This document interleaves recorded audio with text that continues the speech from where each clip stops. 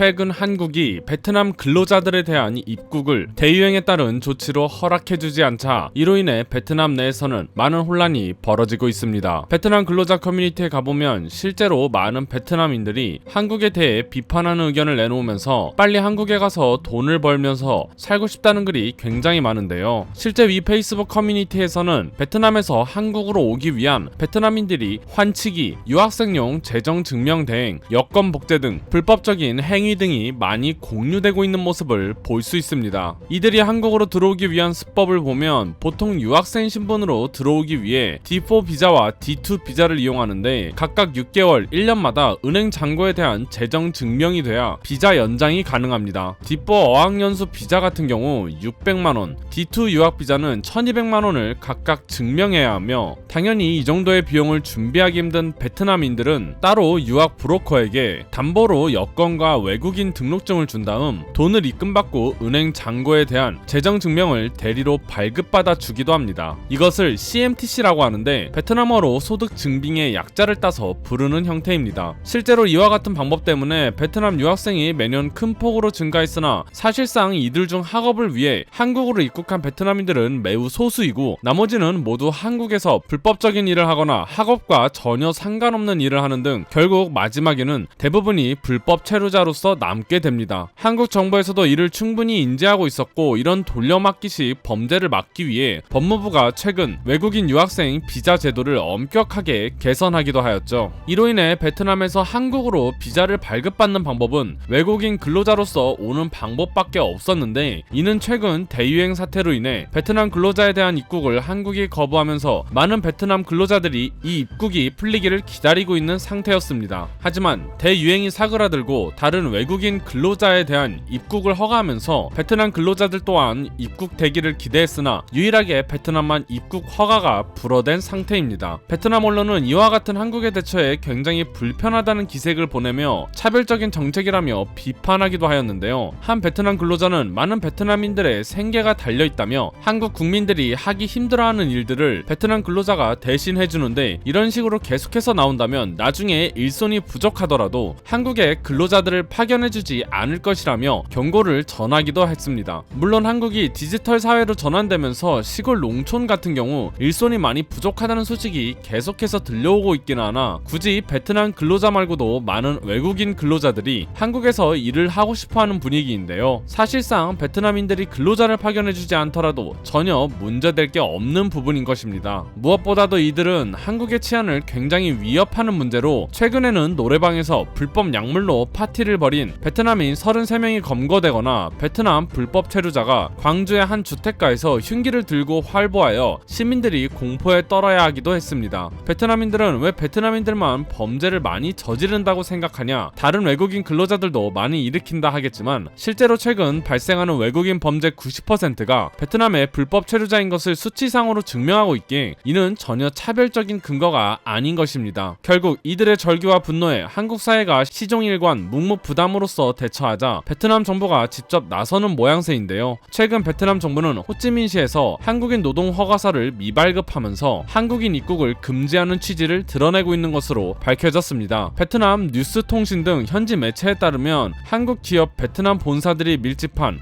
호찌민시가 한국인 근로자에 대한 신규 노동 허가서를 발급하지 않기로 결정했다며 베트남 대부분 도시에서도 유사한 조치가 내려질 것으로 보인다고 전했는데요. 노동 허가서가 있어야만 베트남에서 사업하는 한국인들이 베트남에서 원활하게 일을 할 수 있기에 사실상 이것을 중단하는 것은 한국 기업들을 내쫓겠다는 일종의 공포감 조성을 위한 조치라 볼 수 있습니다. 한국의 입국 제한에 맞서 베트남 정부 또한 근로자들을 차단하기 위해 나선 것이라 볼 수 있는 것이죠. 하지만 이와 같은 조치는 베트남 정부에게 스스로를 갉아먹는 결과를 보여주게 될 것입니다. 가뜩이나 한국 기업들이 떠나가는 마당에 반격이랍시고 한국 근로자들을 차단해버린다면 결국 한국 기업들의 탈베트남 행렬을 더욱더 앞당기는 모습을 만들게 될 것이죠. 베트남은 참으로 이상한 나라입니다. 자국 내에서는 자신들이 잘 산다며 한국의 도움은 더 이상 필요하지 않다는 말을 서슴없이 하지만 막상 이들은 어떻게든 한국에서 일을 하기 위해 수많은 편법과 불법적인 행위도 마다하지 않습니다. 한국을 비판하면서 돈은 벌고 싶고